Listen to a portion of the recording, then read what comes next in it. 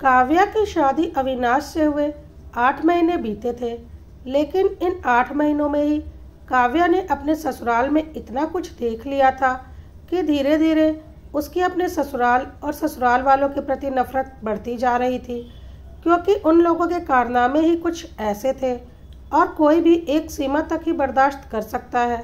काव्या को समझ में आ चुका था कि वह जितना चुप रहेगी और जितना झुकेगी, उसे उतना ही झुकाया और तोड़ा जाएगा और उसकी बेइज्जती पर बेइज्जती की जाएगी।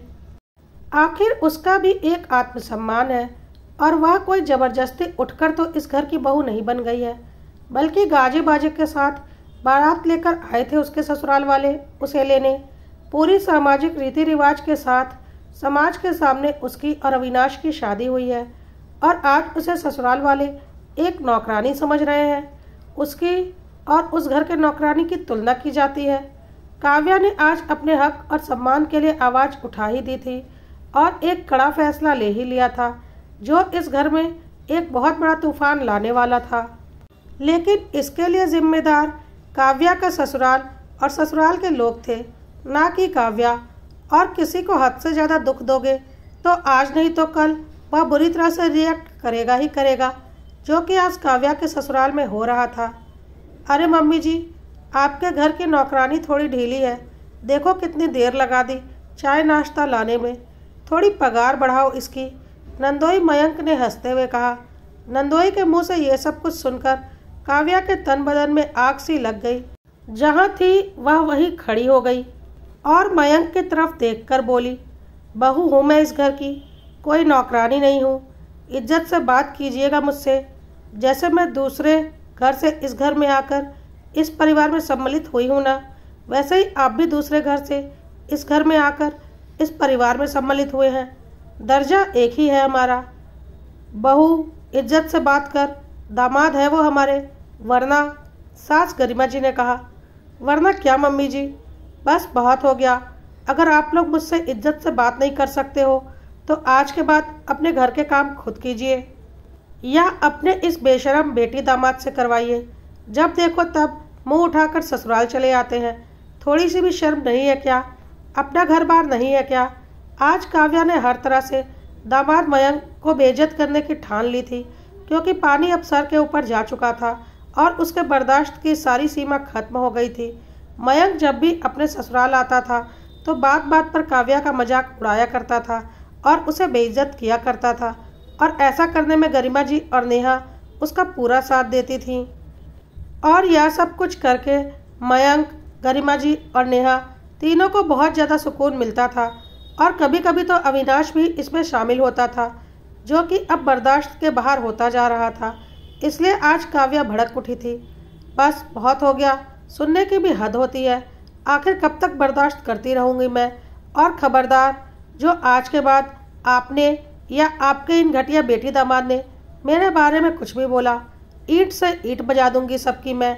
औकात में रहना तुम सब अपनी, वरना सपने में भी नहीं सोचा होगा कि मैं क्या करूंगी। बहुत हो चुकी तुम लोगों की मनमानी। पिछले 8 महीने से झेल रही हूँ यह सब मैं। अगर मैं अपने पर आ गई ना तो तुम लोगों की हेकड़ी निकालने में मुझे बिल्कुल वक्त नहीं लगेगा। कहकर काव्या ने चाय की ट्रे जोर से टेबल पर रख दी और अंदर चली गई। उसके ऐसा करने से सब लोग सकते में आ गए। किसी को भी उम्मीद नहीं थी कि वो इस तरह से जवाब देगी। लो भाई, तुम्हारी भाभी ने तो हमारी इज्जत ही उतार दी। इसीलिए बुलाया था क्या हमें यहाँ? जरा सा मजाक क्या किया हमने इनसे? इन्हें तो वो भी बर्दाश्त नहीं हुआ और इतने गंदे तरीके से इतनी ज़्यादा जली कटी सुना दी मुझे। मेरी कोई इज्जत नहीं है क्या? आज तो कोई फैसला होकर ही रहेगा, वरना मैं इस घर में कभी नहीं आऊँगा। नंदोई मयंक जी ने कहा। मम्मी, भाभी से मुझे ये उम्मीद नहीं थी। भला कोई अपने घर के दामाद को इस तरह से जवाब देता है क्या? आपको नहीं लगता कि भाभी के पर अब कुछ ज़्यादा ही निकल आए हैं? हिम्मत कैसे हुई हो इनकी मेरे पति से ऐसे बात करने की? अपनी बहू से बोलिए अभी का अभी आकर मेरे पति और मुझसे माफ़ी मांगे, वरना हमसे बुरा कोई नहीं होगा। उन्होंने सपने में भी नहीं सोचा होगा कि अब हम उनका क्या करेंगे। समझ क्या रखा है खुद को उन्होंने। नेहा ने कहा। बेटा, तुम लोग उसकी बात दिल पर मत लो, मैं उसे देखती हूँ। आने दे तेरे भाई को, मैं बात करती हूँ। अब ये हमें सुनाएगी। सास हूँ मैं इसकी, ये नहीं है मेरी सास। अभी अविनाश को आने दे, इसकी सारी अकड़ ठिकाने लगवाती हूँ। आज के आज इसे पता चलेगा कि इस तरह से घर के बेटी दामाद से बदतमीजी करने का अंजाम क्या होता है। इसे धक्के मारकर इसके मायके वापस ना भिजवाया ना तो मेरा नाम नहीं। नाक रगड़ेंगे इसके मम्मी पापा मेरे आगे, तब भी वापस लेकर नहीं आऊँगी। बस तू अपने भाई को आने दे। सासू माँ गरिमा जी भी अपनी बेटी की हाँ में हाँ मिलाते हुए बोल रही थी। अब काव्या की बुराई पड़ाई शुरू हो चुकी थी। जिसके मुंह में जो आ रहा था वह बोले जा रहा था, पर काव्या अपने कमरे में पलंग पर आकर बैठ चुकी थी। आखिर वो भी कब तक बर्दाश्त करती। अभी उसकी शादी को 8 महीने ही हुए थे, पर इन 8 महीनों में वो कई बार ये बातें सुन चुकी थी और आज उसने फैसला कर लिया था कि यह सब कुछ आज का आज ही वह समाप्त करेगी और इसके लिए उसे जो कुछ भी करना पड़ेगा वह करने को तैयार है। वरना अगर आज उसने समझौता कर लिया तो उसका आगे का जीवन नर्क है। काव्या की शादी से पहले इस घर का काम करने के लिए मेड कमला आती थी। जब उसके पापा अविनाश को देखने के लिए यहाँ आए थे तब खुद गरिमा जी ने बताया था कि कमला उनके घर में पिछले 10 सालों से आ रही है और सारा साफ सफाई, बर्तन और कपड़े धोने का काम वही करके जाती है। लेकिन शादी होकर जब काव्या ससुराल आई तो कुछ दिनों बाद ही गरिमा जी ने कमला को काम पर से हटा दिया था। एक दिन शाम को सब लोग बैठे हुए थे, तब काव्या रसोई में काम कर रही थी। उसी समय गरिमा जी की बहन उनसे मिलने के लिए आई। तब काव्या को ही सारा काम करते देखकर उन्होंने कमला के बारे में पूछा। अरे दीदी, तुम्हारी बहू क्यों बर्तन धो रही है? बर्तन धोने के लिए तो कमला आती है ना। अरे हमें अब नौकरानी की ज़रूरत नहीं, हम तो अब परमानेंट काम करने वाली ले आए हैं, अब से वही संभालेगी हमारा घर, गरिमा जी ने हंसते हुए कहा। उनकी बात सुनकर वहाँ बरामदे में बैठे सब लोग जोर जोर से हंसने लगे, जबकि बहू काव्या के हाथ काम करते करते रुक गए। तभी नेहा ने भी कहा, पर मौसी बस फ़र्क इतना ही है कि ये काम वाली थोड़ी महंगी पड़ गई। कितने पैसे खर्च हो गए इसको इस घर में लाने में, पर फिर भी सुख तो बहुत हो गया। अब खाना भी नहीं बनाना पड़ता, कपड़े प्रेस हो जाते हैं। कुल मिलाकर वो सारा काम संभाल लेती है। उसकी बात सुनकर गरिमा जी के साथ साथ नेहा भी ताली मार मार कर हंस रही थी। काव्या को उन लोगों की बातें सुनकर हैरानी हो रही थी।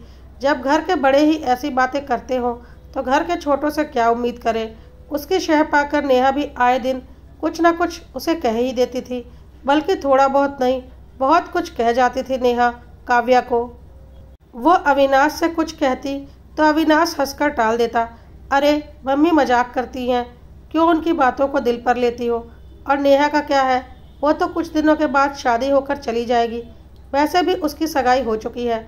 अविनाश हमेशा अपनी मम्मी और बहन का ही साथ देता, क्योंकि वह खुद भी तो अक्सर काव्या का मजाक उड़ाने में शामिल रहता था। काव्या उसके बाद कुछ नहीं कह पाती।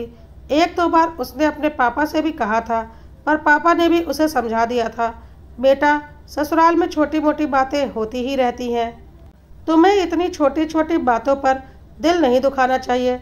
अगर वो ऐसा कहते हैं तो तुम इग्नोर करो। वैसे भी बहू घर की नौकरानी नहीं बल्कि घर संभालने वाली होती है, गृह लक्ष्मी होती है। हर घर में थोड़ी परेशानियां तो होती हैं, पर समय के साथ सब कुछ धीरे धीरे ठीक हो जाता है। तुम्हारे घर भी जल्दी ही सब कुछ ठीक हो जाएगा। उसके बाद उसने पापा से भी कुछ नहीं कहा, पर ये तो रोज के किस्से हो गए थे। 4 महीने बाद ननद नेहा की शादी भी हो गई। सोचा अब बदलाव होगा, पर अब भी वही हाल था, वही ढाक के 3 पात। अब तो नंदोई मयंक भी इसमें शामिल हो चुका था, इसलिए काव्या ने आज पलटकर जवाब दे ही दिया। खैर अभी बाहर सब लोग बैठकर बहू की बुराई पुराण कर ही रहे थे कि अविनाश भी आ गया और उसके आते ही मयंक और नेहा घर जाने के लिए खड़े हो गए। ये देखकर अविनाश हैरान हो गया। मैं अभी घर आया ही हूँ और आप लोग जाने के लिए तैयार हो गए, थोड़ी देर रुको ना, खाना तो खाकर जाना। नहीं भैया, हमारा तो भाभी की बातों से ही पेट भर गया, अब हम यहाँ नहीं रुकेंगे। कितनी बेइज्जती की है हमारी उन्होंने आज, नेहा ने कहा। क्यों, ऐसा क्या कह दिया काव्या ने? अविनाश ने हैरानी से पूछा। अरे थोड़ा सा मजाक ही तो किया था, उस पर कितना कुछ सुनाकर चली गई वो। तू सपने में भी नहीं सोच सकता कि तेरी पत्नी ने आज इस घर के बेटी दामाद की कितनी बेइज्जती की है और क्या कुछ नहीं कहा है इन्हें। अब वह इस घर में नहीं रहेगी, मैंने सोच लिया है। बहुत पर निकल आए हैं उसके। अविनाश समझा ले उसे, गरिमा जी ने गुस्से में कहा। गरिमा जी की बात सुनकर अविनाश को समझते देर नहीं लगी कि क्या बात हुई होगी। आखिर काव्या अक्सर शिकायत तो करती ही थी, आज शायद बर्दाश्त नहीं कर पाई और पलटकर कुछ जवाब दे दिया। ठीक है मम्मी, मैं बात करता हूँ उससे, पर ये लोग खाना तो खा लें। अविनाश अपनी बात पूरी भी नहीं कर पाया कि मयंक बीच में ही बोल पड़ा। अविनाश भैया, आप बात करते रहना, हम लोग चलते हैं। रही बात खाने की, तो हमारा तो भाभी जी की बात सुनकर ही पेट भर गया। हम खाना घर पर ही खा लेंगे, मयंक ने कहा। पर आपके घर की यह नौकरानी खाना बना देगी? मुझे जहाँ तक पता है, आपकी इस नौकरानी को कहीं जाकर आने के बाद खाना बनाने में बड़ा जोर आता है। अविनाश की आवाज़ सुनकर कमरे से बाहर आती हुई काव्या ने हंसते हुए कहा। अविनाश ने काव्या से बोला, यह क्या बदतमीजी है, तुम मेरी बहन को नौकरानी कह रही हो? गरिमा जी भी गुस्से में जोर जोर से चिल्लाने लगी और काव्या को उल्टा सीधा बोलने लगी। मम्मी जी, मैं तो बस मजाक कर रही हूँ, क्यों बात दिल पर ले रही हैं? काव्या ने हंसते हुए कहा। यह मजाक था, बड़ा ही वाहियात मजाक था। अविनाश भैया, आपकी पत्नी आपकी अपनी बहन को नौकरानी बोल रही है और आप चुप हैं। हमारे घर की में बहू को नौकरानी नहीं बोला जाता, उसका सम्मान किया जाता है, मयंक ने कहा। अच्छा, तो मैं आप लोगों को नौकरानी लगती हूँ? क्या मैं इस घर की बहू नहीं हूँ? आपके घर में जो जगह नेहा की है, मेरे घर में वही जगह मेरी है। अब ज़रा आप बताइए, समझना किसको है? काव्या ने कहा तो सब चुप हो गए। गलती उनकी नहीं है, गलती तो मेरी है, जो मैं इतने दिनों से तुम सबको इग्नोर कर रही थी। पर अब और नहीं, अब मैं तुम सबको तुम्हारी औकात दिखा कर रहूँगी। सुनकर गरिमा जी और अविनाश भड़क गए और अविनाश ने गुस्से में काव्या को एक थप्पड़ मार दिया और बोला, हिम्मत कैसे हुई तेरी इस तरह से बात करने की? तब तक गरिमा जी भी जोर जोर से चिल्लाने लगी, धक्के मारकर निकाल इसे घर से बाहर। अब इसके माँ बाप आकर हमारे पैर पड़ेंगे और नाक रगड़ेंगे ना, तब इसे समझ में आएगा कि किससे पंगा ले रही है। हमारी बेटी से अपनी तुलना करती है, औकात नहीं है तेरी हमारी बेटी से अपनी तुलना करने की। यह सब कुछ सुनकर नेहा और मयंक बहुत खुश हो रहे थे और सोच रहे थे कि इस घर में हमेशा उनकी ही चलेगी और इस घर की बहू की कोई औकात नहीं, वह हमेशा उनके सामने नौकरानी ही रहेगी। लेकिन आज काव्या ने भी बहुत कुछ सोच लिया था और आज इन लोगों की अकल वह अच्छे से ठिकाने लगाने वाली थी। गरिमा जी इतना कहकर काव्या का हाथ पकड़कर उसे बाहर की ओर धक्का देने लगी और वह जोर जोर से रोने लगी। नहीं मम्मी जी, प्लीज़ ऐसा मत कीजिए, मैं कहाँ जाऊँगी? नेहा और मयंक अकड़ रहे थे कि देखो हमसे पंगा लेने का नतीजा क्या हुआ, लेकिन अब क्या होने वाला था किसी ने सोचा भी नहीं था। गरिमा जी और अविनाश काव्या को घर से बाहर निकाल रहे थे कि तभी अगल बगल के पड़ोसी घर में आ चुके थे। क्योंकि अविनाश ऑफिस से आया था तो उसने दरवाज़ा खुला ही छोड़ा था, जैसा कि उसकी हमेशा की आदत थी, और काव्या ने पहले ही सोच रखा था कि उसे क्या करना है। उसने अपने कमरे की खिड़की से अपने एक पड़ोसी को इशारे से बुला लिया था और बोल दिया था कि उसके ससुराल वाले और ख़ास करके उसके ननद और नंदोई उसके ऊपर बहुत ज़्यादा अत्याचार करते हैं और अब तो उसे मारपीट कर घर से बाहर निकालने की साजिश कर रहे हैं। इस घर में रोज़ ही उसके साथ मारपीट होती है, प्लीज़ मुझे बचा लीजिए। और जब तक यह सब कुछ ड्रामा हुआ तब तक काफ़ी पड़ोसी घर में आ चुके थे, कुछ ने तो उसकी वीडियो भी बना ली थी। किसी पड़ोसी ने पुलिस को भी फ़ोन कर दिया था। पुलिस भी थोड़ी ही देर में अविनाश के घर आ चुकी थी और घर में घुसते ही पुलिस ने एक जोरदार तमाचा अविनाश को और एक जोरदार तमाचा मयंक को लगा दिया, जिसकी किसी ने उम्मीद नहीं की थी, क्योंकि पड़ोसियों ने पुलिस को घर में घुसने से पहले ही वीडियो भी दिखा दी थी और अच्छे से बता दिया था कि इस घर के जालिम ससुराल वाले घर के बहू को कितना टॉर्चर कर रहे हैं। अविनाश, मयंक, गरिमा जी और नेहा ने सपने में भी नहीं सोचा था कि आज उनके साथ क्या होने वाला है। पुलिस वाले अपने साथ लेडी पुलिस भी लेकर आए थे और पुलिस वालों ने मयंक और अविनाश को पकड़ा और लेडी पुलिस से बोला, पकड़ो इन दोनों औरतों को और बंद करो जेल के अंदर और सबके ऊपर दहेज और घरेलू हिंसा का केस लगाओ। इतनी अकड़ बढ़ गई है इनकी कि घर की बहू को दहेज के लिए प्रताड़ित कर रहे हैं और घर से निकाल रहे हैं। आज मैं इनकी सारी अकड़ ठिकाने लगा कर रहूँगा। ऐसा केस लगाओ कि जमानत तक ना मिले। अविनाश को काव्या को थप्पड़ मारते हुए और घर से धक्के मारकर निकालते हुए सारे पड़ोसियों ने देखा था और सबूत के रूप में वीडियो तो था ही। अच्छा फंस चुके थे मयंक, नेहा, अविनाश और उसकी माँ गरिमा जी। और अब वह सब काव्या के हाथ जोड़ने लगे और बोलने लगे, हमें माफ़ कर दो काव्या, हमसे गलती हो गई, आगे से हम ऐसा कुछ नहीं करेंगे।